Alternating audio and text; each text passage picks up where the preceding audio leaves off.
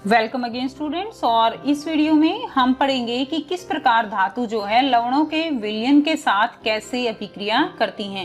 Last video में हमने पढ़ा कि किस प्रकार धातु जल के साथ अभिक्रिया करती हैं और क्या उनकी अभिक्रियाशीलता जो दर है वो हर एक धातु की समान है, ऐसा नहीं था।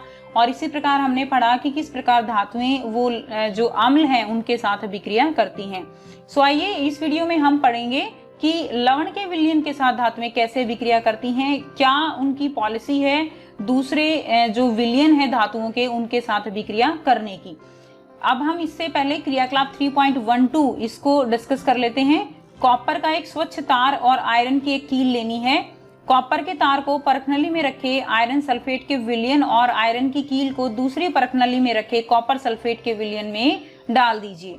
20 मिनट के बाद अपने प्रेक्षणों को जो है रिकॉर्ड करना है, यानी आपको क्या करना है, आपको कॉपर का एक तार लेना है, ठीक है, कॉपर का तार लेना है और आयरन की जो है कील लेनी है। कॉपर के तार को, इस कॉपर का जो तार है इसको आयरन सल्फेट का फॉर्मूला क्या होगा, FeSO4, आयरन सल्फेट का विलयन बनाया हुआ है, ठीक है, ये एक्वस विलयन है, इसके अंदर डाल देना है। और यहाँ पर कॉपर सल्फेट का नीला विलयन है, यहाँ पर इसको हमने जो है आयरन की कील को इसमें डाल देना है और 20 मिनट बाद देखना है कि क्या इनमें कोई चेंज हुआ, आपको किस परखनली में कोई अभिक्रिया हुई है इसका पता चलता है। किस आधार पर आप ये कह सकते हो कि वास्तव में कोई अभिक्रिया हुई है। क्या आप प्रेक्षणों को क्रियाकलाप 3.9, 3.10 एंड 3.11 से कोई संबंध स्थापित कर सकते हो और इस अभिक्रिया के लिए संतुलित रासायनिक समीकरण भी लिखना है और यह किस प्रकार की अभिक्रिया है। सो आपने चैप्टर फर्स्ट में विस्थापन अभिक्रियाएं जो है पढ़ी हुई हैं, तो यहाँ पर जो अभिक्रिया होगी इनमें वो विस्थापन अभिक्रिया होगी। अब देखिए यहाँ पर कॉपर और यहाँ पर क्या है हमारा FeSO4, इस वाली जो परखनली होगी इसमें कोई अभिक्रिया नहीं होगी, लेकिन इसमें यहाँ पर अभिक्रिया होगी। और आप देखोगे कि यहाँ पर जो लोहे की कील है वो उसके ऊपर एक भूरे रंग की परत चढ़ गई है, ठीक है। ये भूरे रंग की परत क्या है, ये भूरे रंग की परत कॉपर की परत है, तांबे की परत है। हुआ क्या यहाँ पर कि जो आयरन है लोहा वो कॉपर से ज्यादा अभिक्रियाशील है और कॉपर से ज्यादा अभिक्रियाशील होने के कारण उसने कॉपर को उसकी जगह से विस्थापित कर दिया, जिसके कारण यहाँ पर FeSO4 जो कि हरे रंग का एक विलयन होगा ये बन जाएगा और साथ में क्या निकल जाएगा, साथ में आयरन जो है यहाँ पर कॉपर जो है वो निकल जाएगा। अभिक्रिया क्या होगी वो देख लेते हैं। हमारे पास आयरन है, आयरन को हमने किसमें डाला, कॉपर सल्फेट के विलयन में, और यहाँ पर क्या बना, यहाँ पर बना FeSO4 प्लस, निकला क्या, कॉपर जो है वो यहाँ पर निकल गया। सो इस प्रकार की जो अभिक्रिया होती हैं इनको हम क्या कहते हैं, इनको हम विस्थापन अभिक्रिया कहते हैं, जो आपने चैप्टर फर्स्ट में ऑलरेडी आप पढ़ चुके हो। सो यहाँ पर आयरन ज्यादा क्रियाशील होने के कारण इसने कॉपर को इसकी जगह से विस्थापित कर दिया और खुद जो है यहाँ पर इसके साथ बैठ गया।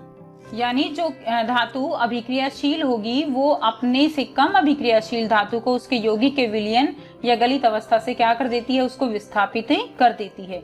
पिछले खंड में हमने देखा था कि सभी धातुओं की अभिक्रियाशीलता समान नहीं होती, ये हम ऑलरेडी देख चुके हैं। हमने ऑक्सीजन, जल एवं अम्ल के साथ विभिन्न धातुओं की अभिक्रियाशीलता की भी जांच की, लेकिन सभी धातुएं इन अभिकर्मों के साथ अभिक्रिया नहीं करती। जैसे हमने देखा गोल्ड जो है वो ना ऑक्सीजन के साथ जो है अभिक्रियाशील है और ना ही जल के साथ कोई अभिक्रिया करती है, ना ही अम्ल के साथ, केवल रॉयल वाटर को छोड़ के अम्ल के साथ भी कोई अभिक्रिया नहीं करती।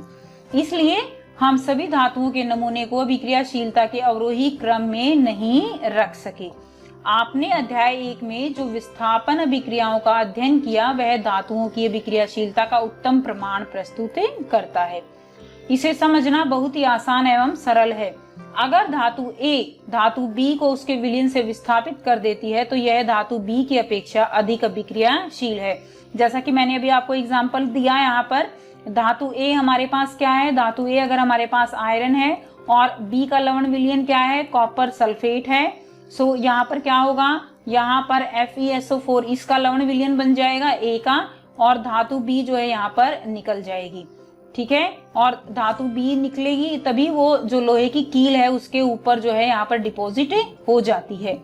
और अगर हम यहाँ पर उल्टा लेते हैं, इसमें देखिए यहाँ पर अगर धातु A हमारे पास कॉपर है और यहाँ पर FeSO4 है, तो यहाँ पर कोई अभिक्रिया नहीं होगी। क्यों नहीं होगी? क्योंकि जो कॉपर है वो आयरन से कम अभिक्रियाशील है, और कम अभिक्रियाशील होने के कारण ये इसको इसकी जगह से विस्थापित नहीं कर सकती, जिसके कारण यहाँ पर कोई अभिक्रिया नहीं होगी। और सभी धातुओं की क्रियाशीलता के आधार पर ही एक सक्रियता श्रेणी बनाई गई है, ठीक है। यानी सक्रियता श्रेणी क्या है? सक्रियता श्रेणी वह सूची है जिसमें धातुओं की क्रियाशीलता को अवरोही क्रम में व्यवस्थित किया गया है। यानी अवरोही क्रम यानी सबसे पहले जो सबसे ज्यादा क्रियाशील है, और जैसे जैसे हम अवरोही क्रम में आएंगे तो सबसे नीचे क्या होगी? जो सबसे कम जो है वो क्रियाशील धातु होगी। विस्थापन के प्रयोगों के बाद क्रियाकलाप 1.9 तथा 3.12 और निम्न श्रेणी सारणी 3.2 को विकसित किया गया है। यानी जो विस्थापन अभिक्रियाएं हैं उसके प्रयोग देखने के बाद ही हमें पता चलता है कि कौन सी धातु किससे ज्यादा अभिक्रियाशील है और किससे कम अभिक्रियाशील है। यानी जब हमने ऑक्सीजन के साथ अभिक्रिया की थी तो वहां पर रिजल्ट जो है हमारे कुछ अलग थे। वाटर के साथ की तो रिजल्ट फिर जो है कुछ बदल के आए, कुछ धातुएं अभिक्रिया कर रही हैं, कुछ नहीं कर रही हैं, ठीक है। तो यहाँ पर हम एक सक्रियता श्रेणी नहीं बना सकते थे, लेकिन जब हम विस्थापन अभिक्रियाएं करते हैं तो हमें पता चलता है कि कौन सी जो धातु है वो किससे अधिक अभिक्रियाशील है, किससे नहीं है, क्योंकि उसके लवण को वो जो है विस्थापित कर देती है। और यहीं से हम जो है हम सक्रियता श्रेणी बना सकते हैं। और ये सक्रियता श्रेणी जो है हमें बताती है कि कौन सी धातु किसके विलयन से दूसरी धातु को विस्थापित कर सकती है या नहीं कर सकती। सो ये है सक्रियता श्रेणी, और इसी के आधार पर आप जो है इससे जुड़े हुए प्रैक्टिकल भी कर सकते हो और क्वेश्चंस भी सॉल्व कर सकते हो। सो यहाँ पर देखिए पोटाशियम, सोडियम ये क्या है? अधिक क्रियाशील हैं। उसके बाद जैसे जैसे आप ऊपर से नीचे आओगे इनकी क्रियाशीलता घटती चली जाती है। उसके बाद हमने बात की थी कैल्शियम की, after that magnesium, then aluminium, zinc, iron, lead, hydrogen, copper, mercury, silver, gold और लास्ट क्या है? प्लैटिनम। तो ये अभिक्रियाशीलता श्रेणी है। इसको याद करने का बहुत ही एक आसान तरीका है जो मैं आपको यहाँ पर बता रही हूँ। और ये अभिक्रियाशीलता श्रेणी जो है, ये सक्रियता श्रेणी आपके लिए याद करना काफी इंपॉर्टेंट है। अगर आप इसको याद करते हो तो काफी क्वेश्चंस आप जो है सॉल्व कर पाते हो। विस्थापन अभिक्रिया या द्विविस्थापन अभिक्रिया से रिलेटेड हैं। इसके अलावा आप इसमें काफी जो XYZ टाइप के क्वेश्चंस आते हैं आपके, उनको भी सॉल्व कर सकते हो।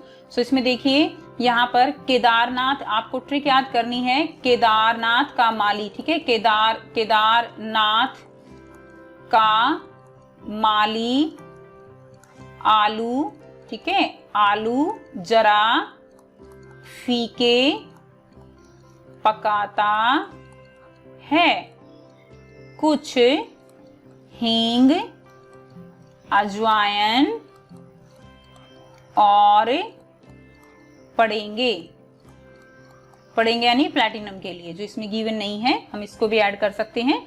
तो देखिए केदारनाथ के, नाथ NA, का CA, माली MG, आलू AL, जरा ZN, फीके FE, पकाता PB है हाइड्रोजन, कुछ कॉपर, हींग यानी HG, अजवाइन, सिल्वर AG एंड AU और गोल्ड एंड पड़ेंगे प्लैटिनम।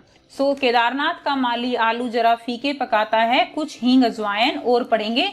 तो इस सिंपल सी ट्रिक से आप जो है अभिक्रियाशीलता श्रेणी को लर्न कर सकते हो और इजीली सारे क्वेश्चन सॉल्व कर सकते हो। इसके अलावा आपको डिस्क्रिप्शन बॉक्स में एक और लिंक मिलेगा जहां पर इसके अलावा और भी कई तरीके हैं इसको याद करने के। सो जो भी तरीका आपको बेस्ट लगे वो आप लर्न कर सकते हो। सो आई होप आपको यहाँ तक जो है चैप्टर क्लियर हो गया है। एंड नेक्स्ट वीडियो में हम आयनिक यौगिकों के बारे में पढ़ेंगे कि किस प्रकार धातुएं अधातुओं के साथ अभिक्रिया करती हैं। और यहाँ तक अगर कोई प्रॉब्लम है तो आप कमेंट करके पूछ सकते हो। And thanks for watching. और अगर वीडियो अच्छी लगती है तो बेल आइकन जरूर प्रेस करें ताकि हर वीडियो की नोटिफिकेशन आपको मिले और साथ ही चैनल को सब्सक्राइब करना ना भूलें।